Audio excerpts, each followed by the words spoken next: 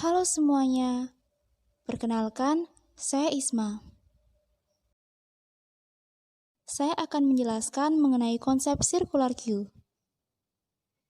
Sebelumnya, apakah kalian tahu apa itu queue?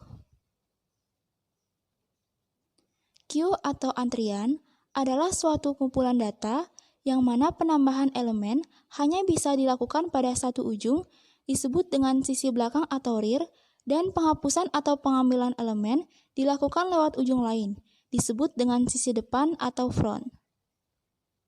Antrian menggunakan prinsip pertama masuk, pertama keluar, atau first in, first out. Dengan kata lain, urutan masuk sama dengan urutan keluar.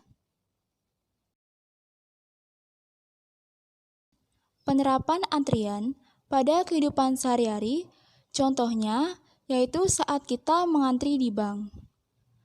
Pegawai bank akan melayani satu persatu dari nasabah yang mengantri.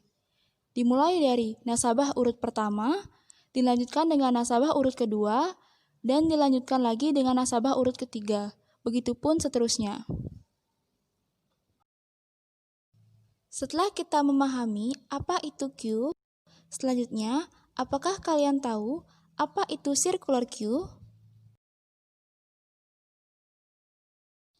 Circular queue berasal dari kata circular yang berarti bundaran atau melingkar, dan queue yang artinya antrian. Jadi, circular queue adalah antrian melingkar. Circular queue adalah salah satu jenis queue dengan karakteristik model antrian yang kedua ujungnya terhubung. Berikut merupakan contoh dari circular queue. Selanjutnya, kita akan membahas mengenai konsep dari circular queue. Sebelum pada konsep mengenai circular queue, ada baiknya kita mengetahui properti dan operasi yang digunakan dalam circular queue. Ada front, ada rear, ada end queue, dan day queue. Front adalah data yang terletak paling depan dalam antrian. Rear adalah data yang terletak paling akhir dalam antrian. End queue adalah proses memasukkan data ke dalam antrian. Dan day queue adalah proses mengeluarkan data dari antrian. Contoh proses end queue adalah sebagai berikut. Ketika kita ingin menambahkan data 12 pada indeks ke-0, maka rear yang awalnya pada indeks ke-7 akan berpindah ke indeks ke-0. Selanjutnya yaitu proses DQ. Ketika kita ingin menghapus data 9 pada indeks kedua, maka front yang awalnya pada indeks kedua akan berpindah ke indeks ketiga. Agar lebih memahami konsep circular queue, kita gunakan linear queue sebagai pembanding.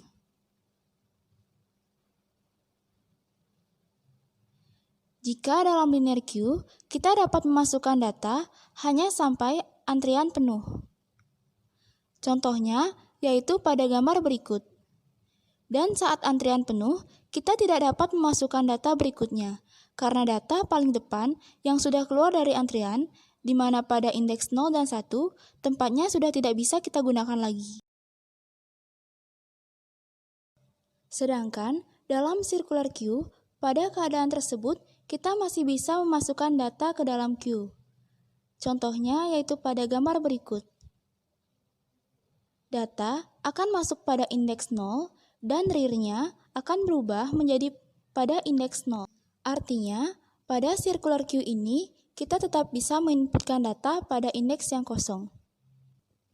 Selanjutnya, kita akan bahas mengenai source code sederhana dari circular queue menggunakan bahasa C++. Pada line pertama dan kedua ada definisi dan penyertaan library dari bahasa C++. Lalu, kita harus mendeklarasikan variabel yang akan digunakan pada fungsi tersebut. Pada fungsi queue ini, ada variabel rear, front, size, dan array.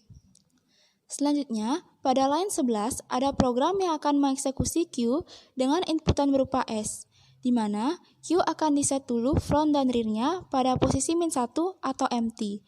Dan nanti inputan S-nya akan menjadi size dan membentuk array untuk Q tersebut. Dan terakhir, ada pendeklarasian fungsi-fungsi yang akan digunakan pada Q ini, yaitu ada enqueue, dequeue, dan juga displayQueue.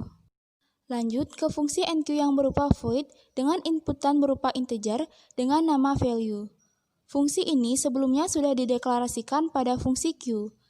Pada kondisi pertama, jika front-nya ada pada indeks 0 dan rear-nya ada pada indeks terakhir atau size -1, atau posisi rear sama dengan posisi front -1, maka program menampilkan fungsi itu full, lalu fungsi akan dikembalikan atau return. Lalu, line ke-32 dinyatakan jika kondisi front adalah -1 atau kosong, maka jika diinputkan satu data, posisi front akan menjadi 0 dan rear-nya juga 0.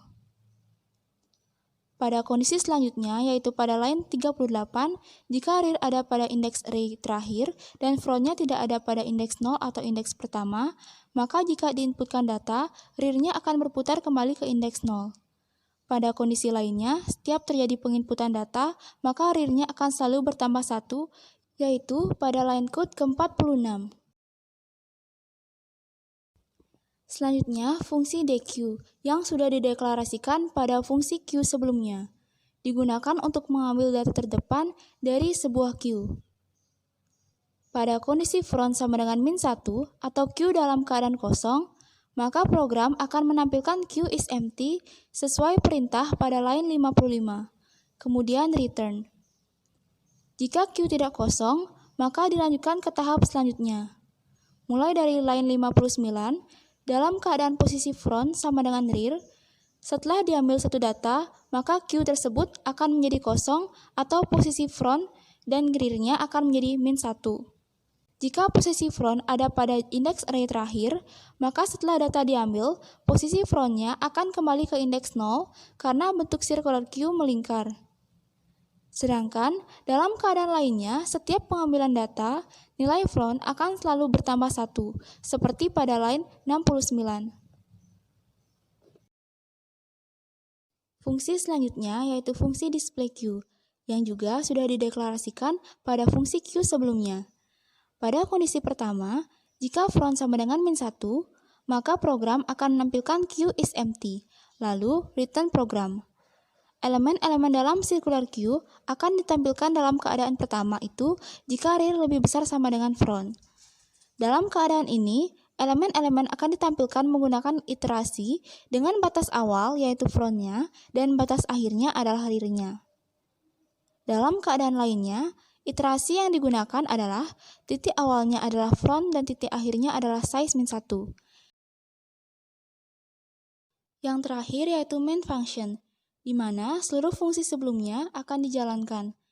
Pada line 101, ada perintah menginput data yang menggunakan fungsi enqueue yang datanya bervalue 9, lalu data dengan value 19, 32, dan 48. Pada line 106, ada perintah untuk menampilkan queue yang sudah diinputkan menggunakan fungsi displayQueue. Sesuai dengan gambar, kita bisa lihat bahwa queue tersebut menampung data secara berurutan, yaitu 9 pada indeks 0, 19 pada indeks 1, 32 pada indeks 2, dan 48 pada indeks 3. Pada line 108, ada perintah untuk mencetak data yang diambil menggunakan fungsi dequeue. Karena data yang diambil pada proses dequeue adalah data terdepan atau front, maka dari queue yang sudah dibuat sebelumnya, yang di dequeue adalah 9. Pada line 110, ada fungsi untuk menampilkan queue lagi, karena tadi ada proses dequeue, maka queue yang akan tampil yaitu 19 pada indeks 1, 32 pada indeks 2, dan 48 pada indeks 3. Berikut merupakan gambaran dari queue tersebut, di mana seperti sudah disampaikan sebelumnya, 19 pada indeks ke-1, 32 pada indeks kedua, dan 48 pada indeks ketiga.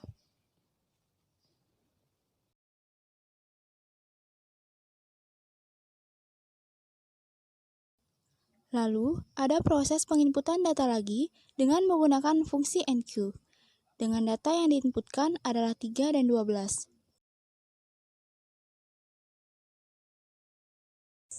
Lalu, selanjutnya, bisa kita lihat pada gambar, data 3 akan masuk ke indeks 4 karena real sebelumnya adalah pada indeks 3.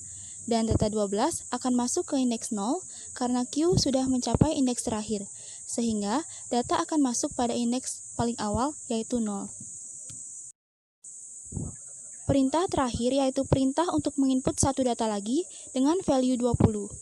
Namun, karena setelah dicek posisi rear-nya adalah front min 1, maka program tahu bahwa Q tersebut sudah full. Maka, program akan menampilkan Q is full, sesuai dengan instruksi yang sudah dicantumkan sebelumnya pada fungsi enqueue. Baik, sekian yang dapat saya sampaikan pada kesempatan kali ini. Terima kasih atas perhatiannya, dan mohon maaf bila ada kesalahan.